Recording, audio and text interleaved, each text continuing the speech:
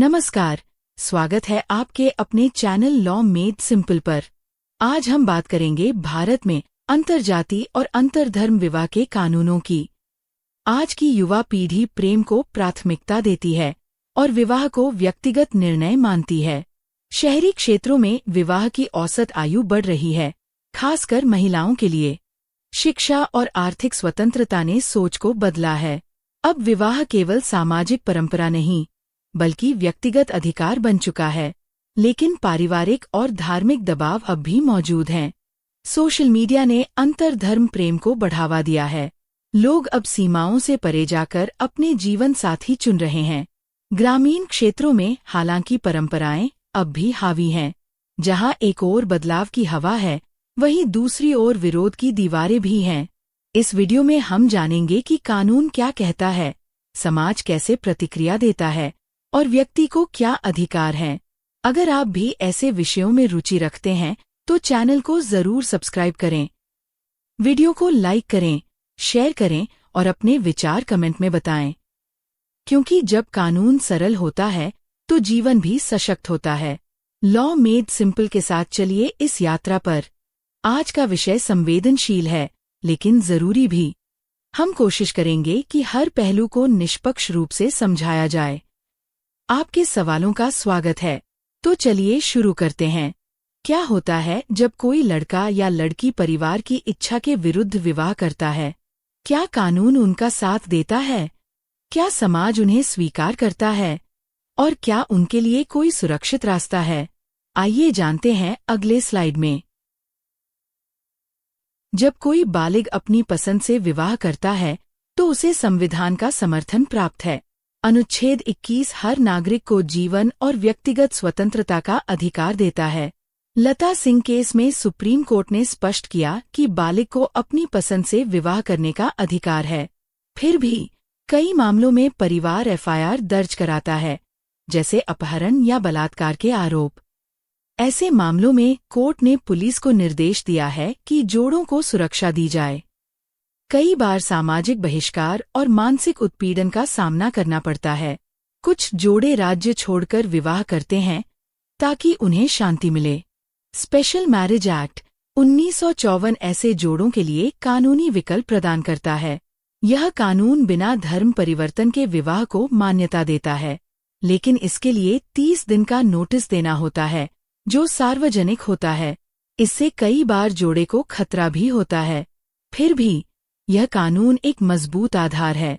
अगर आप परिवार की इच्छा के विरुद्ध विवाह करना चाहते हैं तो कानूनी सलाह जरूरी है।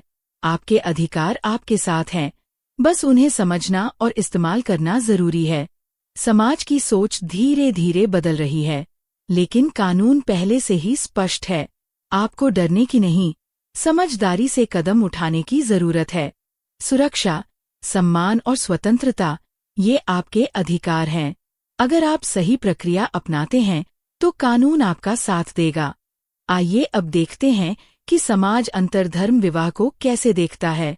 क्या यह केवल एक व्यक्तिगत निर्णय है या सामाजिक विद्रोह? क्या समाज इसे स्वीकार करता है या विरोध करता है? आगे की स्लाइड में जानिए। अंतरधर्म विवाह को पारंपरिक समाज अक्सर अस्वीकार करता है। परिवारों में तनाव और संबंध विच्छेद आम हो जाते हैं। धार्मिक संस्थाएं विवाह को रोकने की कोशिश करती हैं। कई बार आरोप लगते हैं कि धर्म बदलवाया गया है। ग्रामीण क्षेत्रों में ऐसी विवाहों की स्वीकार्यता बहुत कम है। शहरी जीवन और उच्च शिक्षा ने सोच को थोड़ा उदार बनाया है, लेकिन यह बदलाव सीमित है। स्पेशल मैरिज एक्ट के तहत विवाह करने वालों की संख्या बढ़ रही है। यह दिखाता है कि लोग अब कानून का सहारा ले रहे हैं। फिर भी सामाजिक दबाव बना रहता है। कई बार ऐसे विवाहों को लेकर हिंसा भी होती है। समाज में डर और भ्रम फैलाया जाता है, लेकिन कानून स्पष्ट है। आपका अधिकार है अपनी पसंद से विवाह करना। समाज को बदलने में समय लगता है, लेकिन शुरुआत तो करनी ही होगी। आपका निर्णय अगर कानूनी है तो समाज को उसे स्वीकार करना चाहिए। समाज की सोच बदलने के लिए संवाद जरूरी है। शिक्षा और जागरूकता ही समाधान है। अब बात करते हैं उस शब्द की जो अक्सर विवाद में आता है, लव जिहाद। क्या यह सच है या केवल एक राजनीतिक षड्यंत्र? क्या इसके पीछे कोई संगठित प्रयास है या यह केवल समाज को बांटने का एक तरीका है? आइए जानते हैं अगले स्लाइड में। लव जिहाद शब्द आजकल बहुत चर्चा में है, लेकिन क्या यह कानूनी रूप से मान्य है? असल में यह कोई कानूनी अवधारणा नहीं है, न भारतीय संविधान में न किसी अधिनियम में। यह एक राजनीतिक और सामाजिक मिथक है जिसे कुछ समूहों द्वारा प्रचारित किया गया है।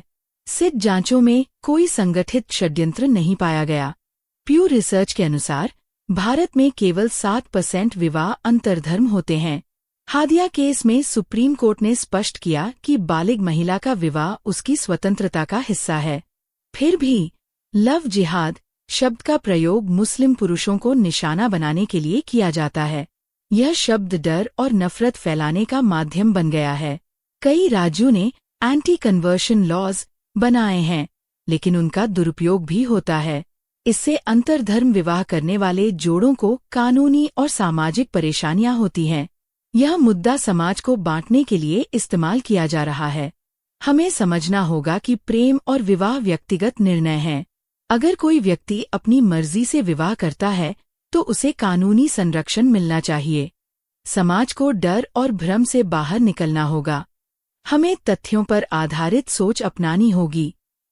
कानून को समझना और उसका सही उपयोग करना जरूरी है। प्रेम को अपराध बनाना समाज के लिए नुकसानदायक है। हमें संवाद और सहिष्णुता को बढ़ावा देना चाहिए। इस विषय पर जागरूकता फैलाना जरूरी है। अब बात करते हैं कि अगर कोई व्यक्ति अपने धर्म के विरुद्ध जाकर विवाह करता है तो क्या होता है? क्या उसे सामाजिक बहिष्कार झेलना पड़ता है? क्या उसके बच्चों को भी भेदभाव का सामना करना पड़ता है? क्या कानून उसकी रक्षा करता है? आइए जानते हैं अगले स्लाइड में।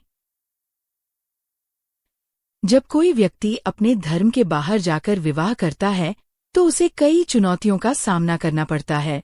परिवार से संबंध टूट सकते हैं और भावनात्मक तनाव बढ़ सकता है। कई राज्यों में एंटी कन्वर्शन लॉज लागू हैं, जो विवाह के इरादे से धर्म परिवर्तन को अपराध मानते हैं। हालांकि स्पेशल मैरिज एक्ट बिना धर्म परिवर्तन के विवाह की अनुमति देता है। फिर भी सामाजिक बहिष्कार और धमकियां आम हैं। धार्मिक संस्थाएं और स्थानीय समूह ऐसे विवाहों का विरोध करते हैं। पुलिस हस्तक्षेप भी होता है, खासकर जब परिवार शिकायत करता है। बच्चों की धार्मिक पहचान को लेकर विवाद उत्पन्न होते हैं। कई बार बच्चों को स्कूलों और समाज में भेदभाव का सामना करना पड़ता है। जोड़े मानसिक तनाव और सुरक्षा की चिंता में रहते हैं। कानूनी प्रक्रिया लंबी और जटिल हो सकती है, लेकिन अगर सही कानून का सहारा लिया जाए तो समाधान संभव है। स्पेशल मैरिज एक्ट एक सुरक्षित विकल्प है। जोड़े को मानसिक रूप से तैयार रहना चाहिए। परिवार को समझाने के लिए संवाद जरूरी है। समाज की सोच धीरे धीरे बदल रही है, लेकिन बदलाव लाने के लिए साहस और समझदारी दोनों चाहिए। आपका निर्णय अगर कानूनी है तो उसका सम्मान होना चाहिए। अब सवाल उठता है कि भारत में ही ऐसे विवाहों को लेकर इतना विवाद क्यों होता है? क्या यह केवल धार्मिक मुद्दा है या सामाजिक संरचना का हिस्सा? क्या शिक्षा की कमी इसका कारण है? आइए जानते हैं अगले स्लाइड में। भारत में धर्म और जाति केवल आस्था नहीं, बल्कि सामाजिक पहचान का आधार है। धार्मिक कट्टरता और जातिवाद गहराई से जड़े जमाए हुए हैं। शिक्षा और जागरूकता की कमी के कारण लोग बदलाव को स्वीकार नहीं करते। कानून मौजूद हैं, लेकिन उन्हें लागू करने में कई बाधाएं आती हैं। राजनीतिक दल इस मुद्दे को भड़काने के लिए इस्तेमाल करते हैं। मीडिया भी कई बार पक्षपाती रिपोर्टिंग करता है। सामाजिक संगठनों द्वारा विरोध और हिंसा की घटनाएं सामने आती हैं। लोगों की मानसिकता में बदलाव की गति बहुत धीमी है। अंतर्धर्म विवाह को सामाजिक विद्रोह माना जाता है, लेकिन यह केवल एक व्यक्तिगत निर्णय है। समाज को समझना होगा कि प्रेम और विवाह पर किसी का अधिकार नहीं होना चाहिए।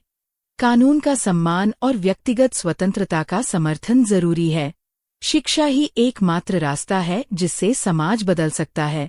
संवाद और सहिष्णुता को बढ़ावा देना होगा। अगर हम बदलाव चाहते हैं तो हमें पहल करनी होगी। अब बात करते हैं कि समाज को कौन बांट रहा है।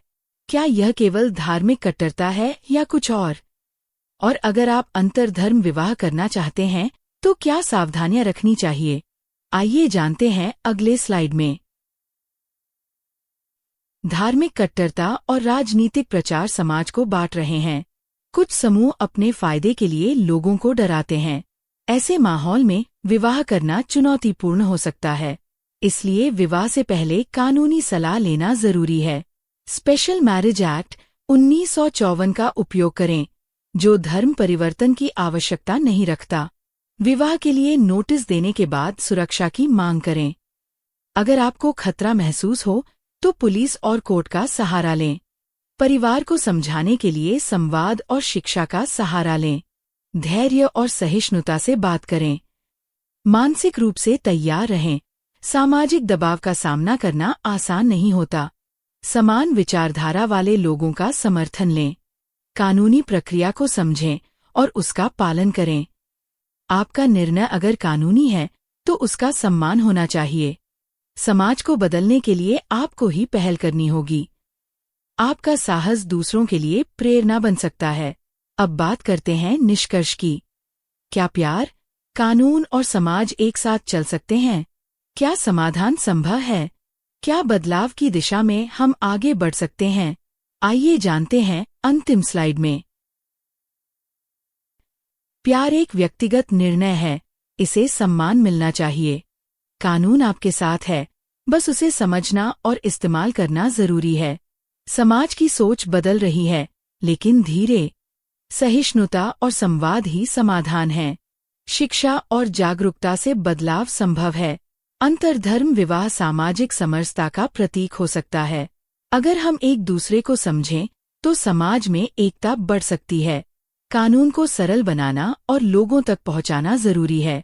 लॉ मेड सिंपल इसी उद्देश्य से काम करता है।